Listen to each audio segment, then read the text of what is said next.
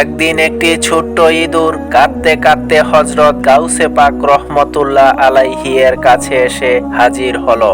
সে বলল, হুজুর, আমি শান্তিতে বাঁচতে চাই, কিন্তু বিড়াল আমাকে সর্বত্র ভয় দেখায়। আমি সব সময় আতঙ্কে থাকি। ইঁদুরটির কথা শুনে হযরত গাউসে পাক রহমতুল্লাহ আলাইহি এর মনে দয়া জাগলো। তিনি হাত তুলে দোয়া করলেন, হে আল্লাহ, একে এমন বানিয়ে দাও যাতে সে বিড়ালকে ভয় না পায়। আল্লাহর রহমতে দোয়া কবুল হলো, আর সেই ইঁদুরটি বিড়ালে পরিণত হয়ে গেল। কিছুদিন পর সেই বিড়াল আবার হযরত গাউসে পাক রহমতুল্লাহ আলাইহি এর কাছে ফিরে এলো, কিন্তু সে এবারও শান্তিতে নেই। সে বলল, হুজুর, এখন কুকুরেরা আমাকে তাড়া করে বেড়ায়। যেখানেই যাই ওরা আমার পিছনে লেগে থাকে। হযরত গাউসে পাক রহমতুল্লাহ আলাইহি আবার দোয়া করলেন। আল্লাহর হুকুমে সেই বিড়াল কুকুরে পরিণত হয়ে গেল। কিছুদিন কেটে গেল, কিন্তু সেই কুকুরও একদিন ভয়ে কাঁপতে কাঁপতে ফিরে এলো।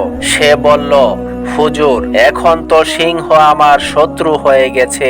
আমি যেদিকেই যাই সে আমাকে তাড়িয়ে দেয়। মনে হয় আমার কপালে কখনোই শান্তি নেই। হযরত গাউসে পাক রহমতুল্লাহ আলাইহি এবারও আল্লাহর কাছে দোয়া করলেন, হে আল্লাহ, একে এমন বানিয়ে দাও যেন এটি কাউকে ভয় না পায়। দোয়া কবুল হলো। সেই কুকুর এবার সিংহে পরিণত হলো, জঙ্গলের সবচেয়ে শক্তিশালী প্রাণী। পুরো ঘটনা জানার আগে ভিডিওতে লাইক করুন, চ্যানেলটি সাবস্ক্রাইব করুন এবং কমেন্টে আল্লাহু আকবার লিখে অশেষ নেকি অর্জন করুন। কিন্তু কয়েকদিন না যেতেই সেই সিংহের মনে এক নতুন ভয় জন্ম নিল।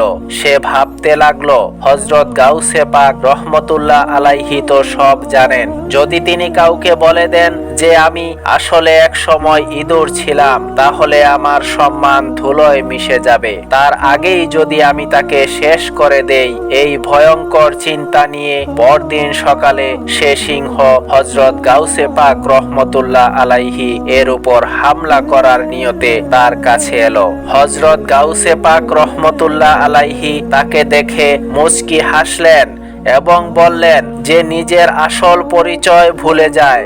সে বাইরে থেকে যতই শক্তিশালী হোক না কেন, ভেতরে সব সময় দুর্বল ও ভীতই থাকে।